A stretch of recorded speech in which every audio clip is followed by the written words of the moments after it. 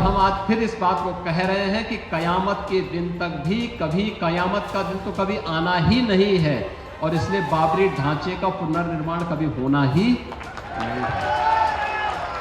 योगी आदित्यनाथ का चढ़ गया है अब पारा, पहली बार ममता बनर्जी को खोलकर ललकारा। योगी के राजनीतिक शत्रु सुन ले कान खोलकर, गरजते भी हैं और बरसते भी हैं बाबा बुलडोजर। यूपी चुनाव के पहले बीजेपी की एक बड़ी परीक्षा बंगाल में है, वो राज्य जहां बीजेपी कभी सरकार नहीं बना पाई। मोदी जी ने भी कोशिश कर ली, लेकिन ममता बनर्जी जैसे तैसे सीएम बन ही जाती हैं। पर इस बार ममता बनर्जी की राह में बाबा बुलडोजर है।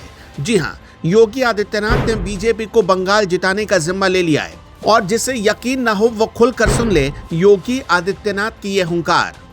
कयामत के दिन तक भी कभी कयामत का दिन तो कभी आना ही नहीं है, और इसलिए बाबरी ढांचे का पुनर्निर्माण कभी होना ही नहीं है।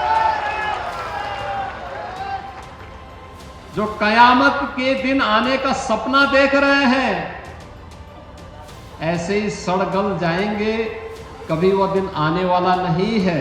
और उनके सपनों को ऐसे ही हम अपनी विरासत को सम्मान देते हुए भारत की गौरवशाली परंपरा को, सनातन धर्म की इस परंपरा को, जैसे प्रधानमंत्री जी ने 25 नवंबर को अयोध्या धाम में आकर के सनातन के प्रतीक श्री राम मंदिर में भव्य केसरिया ध्वज का आरोहण किया था, ये केसरिया ध्वज हमेशा ही भारत के इस गौरव को, सनातन के इस गौरव को आगे बढ़ाने का कार्य इसी मजबूती के साथ करेगा। अब आप सोच रहे होंगे कि योगी आदित्यनाथ के इस भाषण का बंगाल और बंगाल चुनाव से क्या लेना देना, तो जरा इस चेहरे पर गौर फरमाइएगा।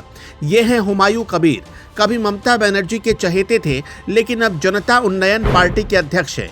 ये बंगाल के मुर्शिदाबाद में बाबरी मस्जिद बनवा रहे हैं। 11 फरवरी 2026 को मुर्शिदाबाद के रेजी नगर में बाबरी मस्जिद जैसी दिखने वाली एक भव्य मस्जिद का निर्माण का आधिकारिक काम शुरू हो गया।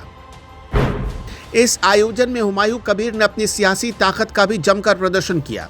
सुबह 10 बजे से ही करीब 1200 हाफिजों और मौलवियों ने कुरान का पाठ किया। इसके बाद दोपहर 12 बजे हजारों लोगों की मौजूदगी में औपचारिक रूप से मस्जिद की पहली ईंट रखी गई। अब तो आप समझ गए होंगे कि योगी बाबा का पारा इतना हाई क्यों है, क्योंकि बंगाल में खुलेआम भाईचारे की धज्जियां उड़ाई जा रही हैं। इस वीडियो में आपने सुना कि योगी आदित्यनाथ ने बाबरी ढांचे को लेकर बयान देने वालों पर कड़ा रुख अपनाते हुए कहा कि जो लोग ऐसे सपने देख रहे हैं, उन्हें देश के कानून के अनुसार रहना चाहिए। इस पर हुमायूं कबीर ने कहा कि योगी आदित्यनाथ को बोलने दीजिए, लेकिन पश्चिम बंगाल के मुख्यमंत्री ममता बनर्जी हैं और यहाँ संविधान के अनुसार सभी को अपने अधिकार मिले हैं। अब चुनाव में योगी की रैली मुर्शिदाबाद में भी होगी और वहाँ योगी अपने अंदाज में हुंकार भरेंगे।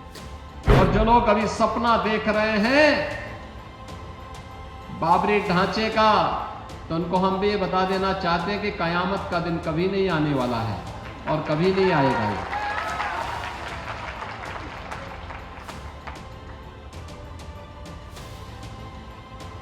कयामत के दिन के लिए मत जियो, हिंदुस्तान में कायदे से रहना सीखो, कायदे से रहना सीखो।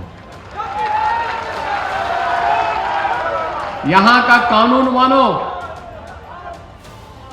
कानून मानोगे, कायदे से रहोगे तो फायदे में रहोगे, और नहीं तो आगे का रास्ता तो फिर कहां के लिए जाता है, वह फिर कानून को ही तोड़ेगा तो वह रास्ता सीधे जहन्नुम की तरफ ही लेके जाता है, कहीं और की तरफ नहीं लेके जाता है।